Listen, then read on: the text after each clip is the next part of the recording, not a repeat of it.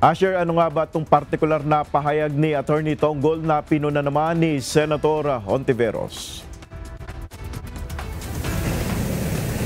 Nel, hindi tugma ang matagal nang sinasabi ng impeachment court presiding officer at ng tagapagsalita nito na hindi pwedeng mag-convene at gumalaw ang impeachment court hanggat hindi nagsisimula ang 20th Congress.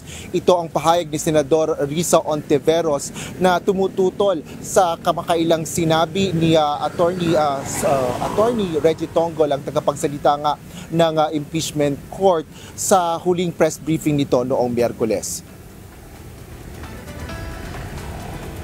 Naunang nanawagan si Senador Hontiveros na mag-convene na ngayon ang impeachment court habang hindi pa nagsisimula ang mga sesyon ng 20th Congress. Ngunit sa pahayag ni Attorney Tonggol, sinabi nito na conditional o nakadepende ang muling pagko-convene o pagtitipon ng impeachment court. Isa rito ay kapag nakapagsumiti na ang House of Representatives ng ikalawang impormasyon na hinihingi ng naturang korte. Partikular ito sa sertipikasyon na interesado pa ang Kamara na ipagpatuloy ang paglilitis sa 20th Congress.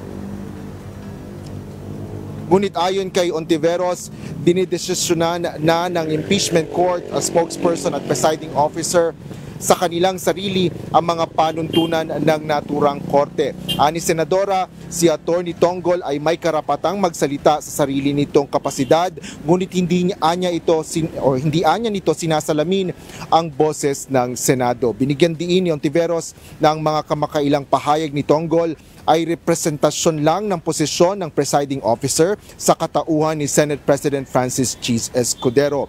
Hindi anya ito kumakatawan sa posisyon ni Senador Hontiveros bilang isa sa mga senator judge. Dahil sa ngayon ay hiningi pa rin ng UNTV News and Rescue ang tugon sa pahayag na ito ni Senador Risa Hontiveros mula kay Attorney Tonggol. At hanggang sa ngayon ay wala pa rin itong sagot kaugnay nito. Yan muna ang latest. Balik sa iyo, Nel. Maraming salamat, Asher Cadapan Jr.